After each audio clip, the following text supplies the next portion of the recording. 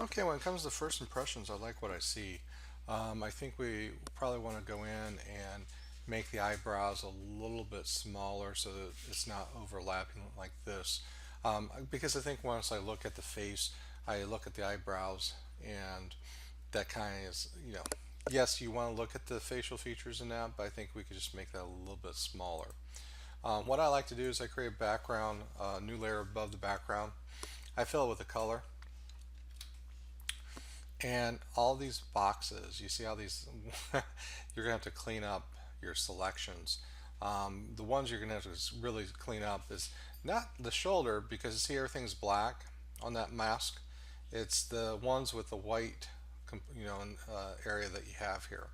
So, so like in this case, we would have to go in and click on the mask, take your paintbrush, paint with black. Oops, well, I guess you don't show that layer. So let me go up to where your layers are. Okay, so let's do left foot. So I'll click on that mask, and I'll probably use a bigger brush. I'm just using my square brackets. Right to the right of the letter P can resize your brush real quickly. And then what you're going to do is you're going to paint that edge away. So you're going to have to go to each layer and paint that.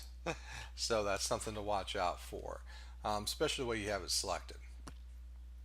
Typically, what I usually have done is, like for example, if I duplicate this image here, I'm going to delete this mask. Okay, so what I would have done is get the fish selected. Okay, and let's see here. I'll just use the quick selection tool as much as possible. I might have to go in once I get my mask to reselect and so forth. But when I go in and go up to layer and I choose layer, well, actually I click on the mask button on the layers panel. I say reveal selection. It's automatically, see how it fills it in black. So, and then you can tweak it, the selection that way. But again, since you already did this way, you really what you want to do is just go in and click on clean that up. The ones with the black background like this, you don't have to because it's already been done for you. Now, with that said, I'm going to zoom in.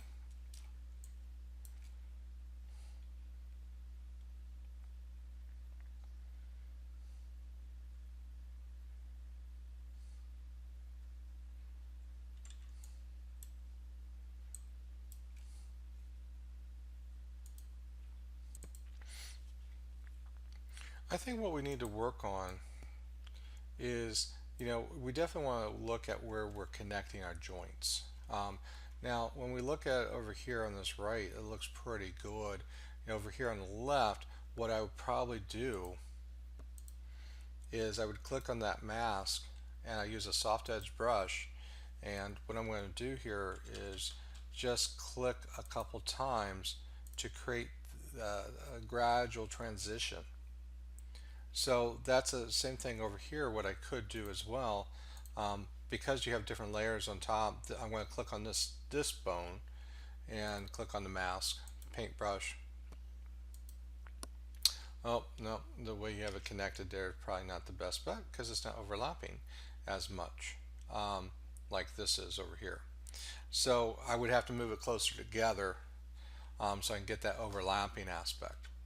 So I want you to kind of eventually work like on the joints here, try to work with the connection.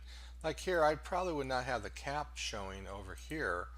I would want to probably just hide that.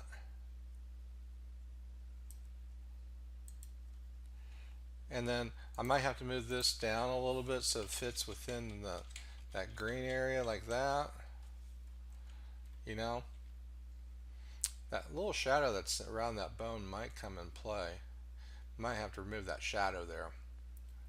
But if you do move those down, you might have to move your fries down as well. But I want to, and then like with this baseball, I think, like the other one you have it behind the apple.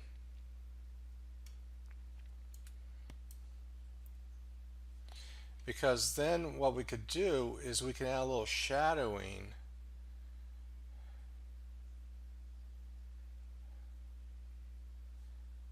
along the edges.